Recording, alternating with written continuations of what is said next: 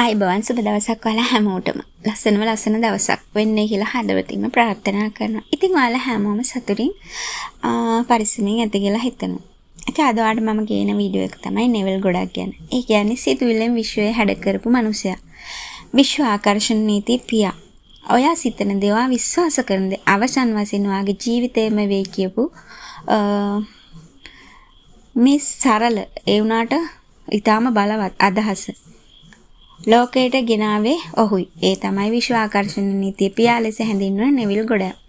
ඉතින් කවුද මේ නෙවිල් ගොඩක්? ඔහු නමින් නෙවිල් ගොඩක්. උපත ලැබුවේ 1905 බාබඩෝස් ස්තූපතේ.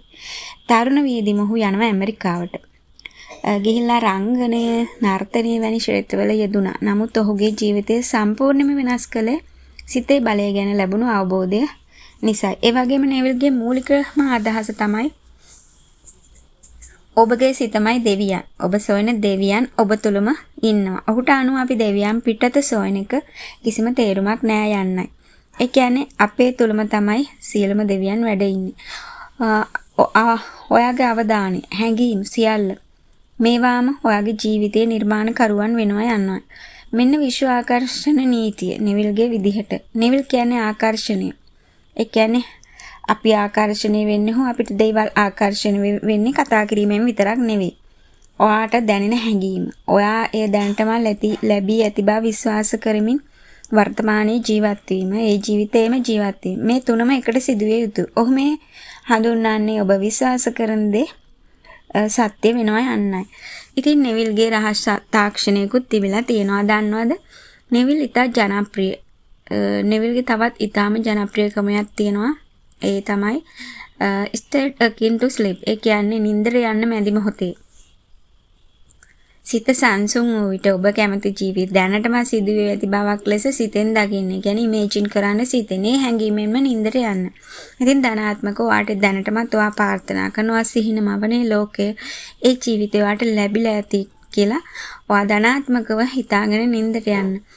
අපි හිතමු ඔයාට පොසත් වෙන්න ඕනේ කියලා. එතකොට ඔයා ගොඩාක් සල්ලි තියෙනවා. ඒ සල්ලි වලින් කරන දේවල් ඒ විදිහට ඔයා ධනාත්මකව ඒ සල්ලි දැනටමත් ඔයා ළඟ තියෙන හැඟීමේ ඔයා නින්දට යන්න. නෙවිල් කියන්නේ මේ මොහොතේ සිත ඊටාම බලවත්.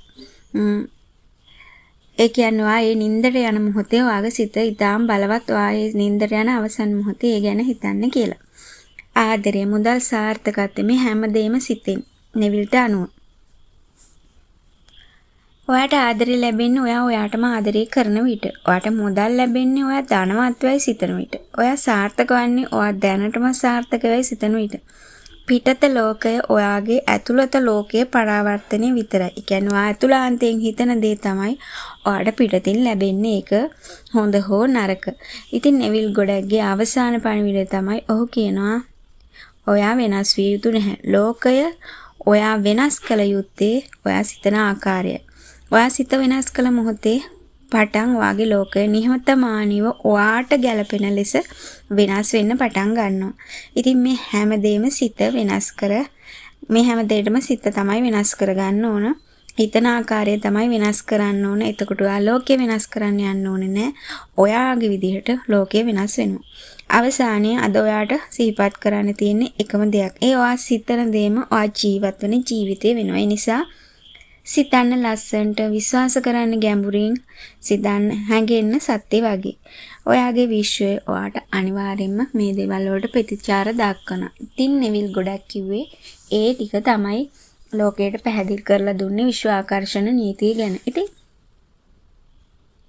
තාමත් විශ්ව ආකර්ෂණ නීතිය අවිශ්වාස කරන කෙනෙක් ඉන්නවනම් ඉතින් එයාට මම හිතනවා මේක තේරුම් ගන්න පුළුවන් වෙයි. අපි මොන දේවල් කිව්වත්, අපි කාට බැන්නත් අපි හිතන දේ තමයි අපිට ආකර්ෂණය වෙන්නේ, අපිට ලැබෙන්නේ. ඒක නිසා වාසිතන ආකාරය වෙනස් කරගත්ත දවසට ඇත්තටම ඔයාගේ ලෝකය ලස්සන වෙයි. ඔයා හිතන බතන දේ ඒ ආකාරයටම ඔයාට ආකර්ෂණය වෙයි. ඉතින් මගේ channel එක තාමත් ඔයා subscribe කරලා නැත්නම් subscribe කරන්න කියලා ආදරෙන් මතක් කරනවා. ඒකම මාව like කරලා comment කරලා මාත් එක්ක ඉන්න ඔයාට ගොඩාක් ස්තුතියි.